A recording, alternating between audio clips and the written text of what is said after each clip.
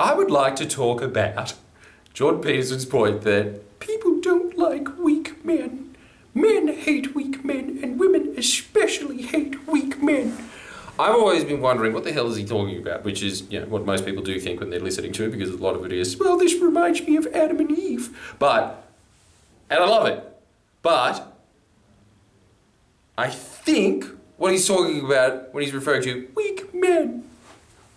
If you can get to the crux of what a weak man is, they can't hack criticism. It was in his story where he was saying that he had a job with some real hard-fighting, gruff-fighting, son of a gun, by gum, Jimmy, guys. What are some other 20s phrases?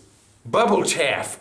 So, he was hanging out with those guys, and they used to give nicknames to the people that they accepted. That's what he started to notice after a while, that the people that they accepted had these gritty names that were kind of an insult, and it was sort of just this initiation into manhood, that they had this kind of, it was more or less them saying, this guy can hack a little bit of pushback. And the reason that you need to be able to hack a little bit of pushback when you're working on an oil rig is you can get your hand exploded. And so you need to be able to hack someone going, don't do that, you goddamn son of a gun. You need that so that you don't endanger your life as well as other people's lives. And if you can't handle that, there is a resentment that starts to build up. Now, in the day-to-day life, because I just have such a cucked job of sitting here going, I'm a big man on my microphone. Oh no, I don't want to meet that person in real life. I've actually paid them out. But in the day-to-day life of most people now when they live in an office space, you can kind of just sit there with that passive, bitchy office resentment that builds up, and you just kind of let it play out until somebody finally leaves, usually on some trumped up charge of, I've got a thick relative, or they usually have some way out, they never actually face the fight, the confrontation. And I am more guilty than anyone of that. I'm an extremely appeasing man. I have that very Japanese man trait in me of, you know, someone kills my kid and I just be like, no, it's all fine, very agreeable. Like, I'd be fine with it, right? No, but I hate that kind of thing when you just was right. No, I'm just kidding. But obviously, yeah, I'm just kidding, but at the same time, I'm kind of not. And so, in that life, you are able to get away with not testing the character of someone. You can kind of just ignore it, but intuitively, on a subconscious level, you get the feeling that they're weak. And as a result, and here's the big giveaway, right? Can you notice that they recoil and have that kind of beta angriness? You know how there's guys that when they get angry, they let it be known that they're angry, and then there's people that kind of sieve like me and never let anyone know that it's angry.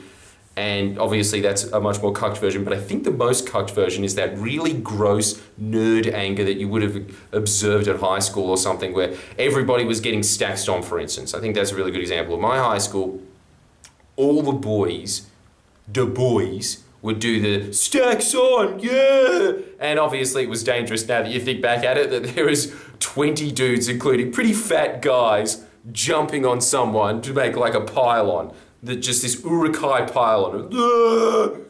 But that's just being a guy, right? But then there was the guy that you would do that to, and their response would be, get off me, get the fuck off me, I hate being touched, I hate being fucking touched. And everybody just backed away from them. Now, where were they on the popularity ladder? Always at the bottom. And they, I guess in their mind, thought that they were asserting dominance at that point, but it actually just showed that they can't hack it. They can't hack that little oil rig nickname or whatever it is. And so as a result of that, they are less trusted. First of all, I think it is just there is just this instinct that comes back from the evolutionary days where you just need to be able to trust that the people around you can hack a little bit of wherewithal and hardiness within a group in order to keep the group going. But if they can't hack that, they start to get ostracized from the group. Now, this is what I'm saying to you. If you are one of those people, it is your job in life to harden the fuck up. You can't be like that because you will start giving away great opportunities in life. Now, I can't go into the detail of this because this is up to somebody in this office and I still like the guy and whatever, but that pretty much happened here. He had a great job everybody else would joke around, but you always got this sense that you just couldn't do it with that guy. And it was kind of cool because you could just ignore it.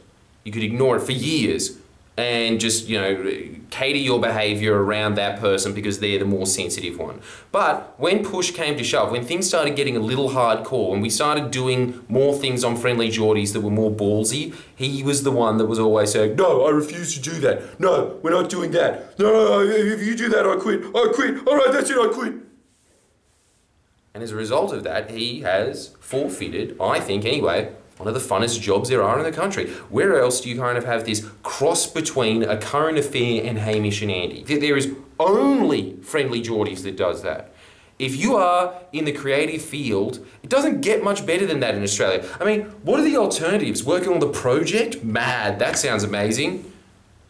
There really isn't any other options here if you're a behind-the-scenes media person. Maybe it might be more fun working in Hollywood, but as Jordan Peterson would say, good luck with that. And the reason that he forfeited that job, and this was totally imposed on himself, this was his reality, obviously from my perspective, but he imposed that on himself. Why? Because he was a weak man. When the going gets tough, the tough get going, and you figure out that those guys ain't tough, because they're not going. And if you are like that in life, it's not just a thing of, first of all, you need to correct it just in terms of your social cohesion within everybody else, because people like hanging around people with some gumption. But the other thing is, I think that you just become very risk-averse in life, too risk-averse in life. And I'm not saying that I'm the most alpha dude of all time, no, but I'm somewhere on the spectrum a little higher than a complete and utter simp, yeah? So, I do take a lot of risks in life, and as a result of taking those risks, good things have happened. I think it's one of the truest phrases in self-help. The future belongs to risk takers. And those little beaters that are always doing that kind of shit, just like, get off me, get the fuck off me, they never take any risks in life. I think that it has huge impacts on the rest of it, because if you observe these people that I'm thinking of in my life now anyway, very old, never had a girlfriend.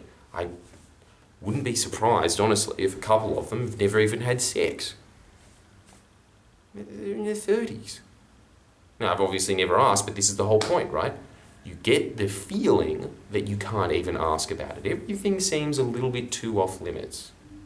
And if that's the case, then obviously you're not going to be attractive to the opposite sex. If you can't handle that, like the very first thing that you learn in pickup, what is it all the time? Shit testing. That's what chicks do. What are they doing? They're testing the wherewithal of you. They're testing the gumption. They're seeing if you have what it takes to be successful in life.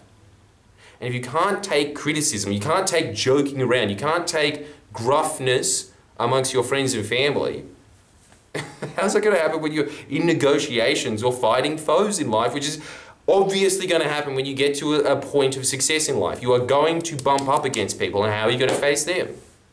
So I think that that's one of the cases. I personally, now that I'm thinking about it, I think it has something to do with the fact, and I remember reading some research about this, but every time that I see that a man has a weak father, a father that kind of just isn't there or is the supplicating one in the relationship, the men, obviously because that's their role model, they wind up weak with these personality defects. The ones that I think always did well, and I remember there was some study about it, and I can't remember the exact things about it, but, you know, they tussled around with their dads as kids. They played wrestles, you know. They went out in the backyard and went, yeah! At that very young age, they were doing the play thing that you see kittens and puppies do with each other, where they're just learning the basics of what it's like to be a cat or a dog. But because their parents or their father was so demasculated that they just don't learn those basic traits of being a man, which I think a really big part of it is suck it up. I understand that there's a lot of women that are always saying, it's okay to cry. I mean, yeah, look, I've cried in the past and whatever, but there's also just a point where, and I think that this is just a whole thing about, you know, that well-rounded human being where if you meet somebody who is just hyper-feminine, they're annoying. And if you meet someone who's hyper-masculine, they're a psycho. You know, like that, you need that nice little mishmash of it. But I think that that masculine element of just being able to take it, you know, just to be able to stoically take trying times at least, or anything like that, it starts with those little indicators. that's, I guess, what I was just observing recently, is that if you don't... Actually, let's put it this way. You intuitively are picking up on how weak a man is. And if you look at their life, it's pretty reflective that they're a weak man. Just go through the females and the money and the... Like, let's go through the classic examples, right? No girlfriend by the age of 30. What does that mean? Look, now, obviously, if you're sleeping around or whatever, fine. If you don't want to sleep around a lot. But the thing is, I think that even if you haven't had some form of relationship with the opposite sex by the time of 30, something is really wrong. You need that corrected. If you are not attractive enough to the opposite sex that something like that is going down, there's corrections that need to be happening. But I think that the major one with guys is, clearly you can't take rejection. You're not putting yourself out there. So that's a weakness. In terms of in work, I think just this thing of just refusing to do things, or at least negotiating or getting into some form of tussle, or all these kinds of things in work, that goes by the wayside, and then you just have this passive aggressive, angry, seething resentment about you, but you never say what's wrong. That's a weakness. That is a weakness, because in this instance, they gave up a really good paying job. You are not going to get that anywhere else in Australia, right? All of these things start stacking up, and I feel sorry for them. But I think that these things can be corrected, because I think that the whole point is, and if you are one of these people, start challenging yourself. You can even start small. But the thing is, in this day and age, if you don't have a girlfriend, that's fine, I guess. But if you're one of these people that's just like, oh yeah, I'm busy, and you're not even trying, you're not even going on, like, I mean, how easy is it with dating apps? Are you really doing it because you don't want a girlfriend? Are you really doing it because you just don't want to sleep around? Well, what do you actually want here? I think that the reality of the situation is you're scared. You're scared of rejection. And if that's the case, and I want you to be honest with yourself about it, you've got to start somewhere. It's so easy with the apps. Just do that.